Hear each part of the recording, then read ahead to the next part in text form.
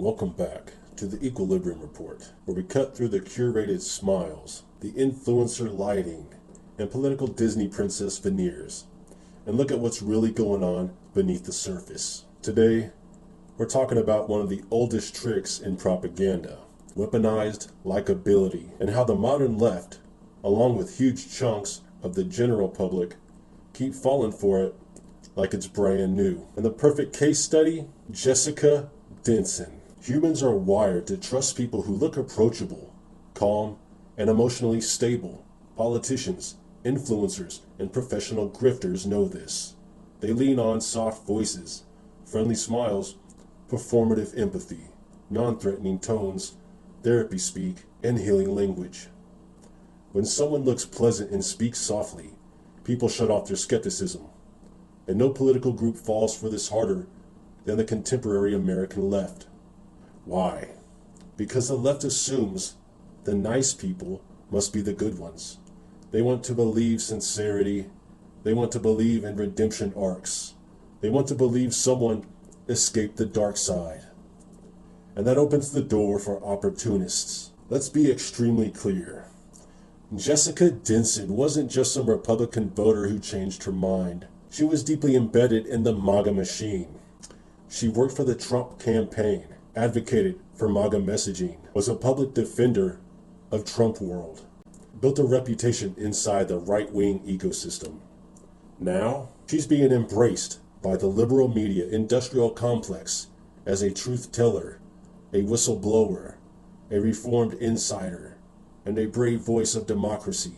Heck, even today in comments for the protest, people were saying that she should be president, like they do every person that smiles at them. But here's the uncomfortable question.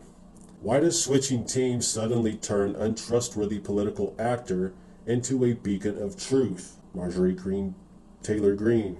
Why does switching teams suddenly turn an untrustworthy political actor into a beacon of truth? And this goes for Marjorie as well.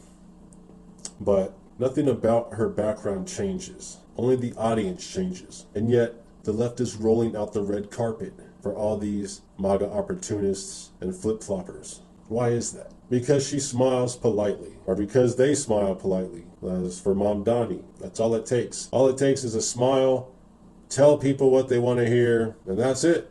They smile politely, speak gently, and tap into emotional vulnerability. They say exactly what you want to hear. Jessica Denson mirrors the left's anxieties, confirms their biases, and reinforces their narrative. But that doesn't erase her past. It doesn't erase her motives. It doesn't erase her opportunism.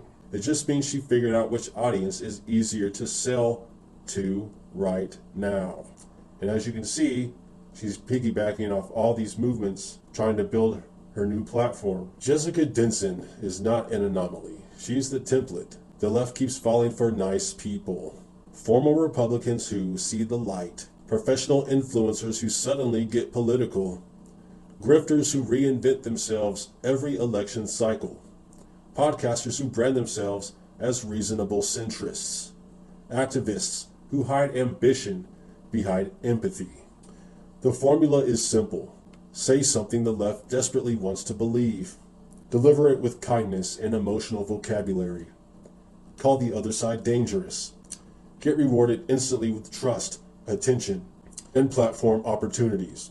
It works every time, because the left confuses niceness with goodness. Meanwhile, the right does the opposite. They trust aggression, dominance, confidence, even if it's false. Both sides are manipulated through emotional shortcuts. People like Denson thrive because algorithms reward emotional content over truth. Audiences want to feel validated, not informed. Political movements want spokespeople, not thinkers. Everyone wants the illusion of being in the know. This is how political cults function. They don't need leaders who make sense. They need leaders who make them feel safe, seen, or superior. So when someone flashes the right smile and speaks the right emotional language, the audience opens the gates, even if the person is a former architect of the very movement they claim to oppose. That's not political awareness. That's parasocial susceptibility. The Jessica Denson phenomenon is a mirror. It shows how easy it is to manipulate people when you understand their emotional blind spots. For the left, it's be kind, believe women, people can change, blah blah blah blah blah. All noble values, until professional operatives exploit them for clout, money, or influence. The truth is, a political grifter doesn't change when they switch teams. They change when they find a better market. In a world bent on curated personalities and algorithm-driven dopamine hits, the biggest threat isn't the loudest voice. It's the friendliest. Don't trust people because they smile. Don't trust people because they say the things that comfort you.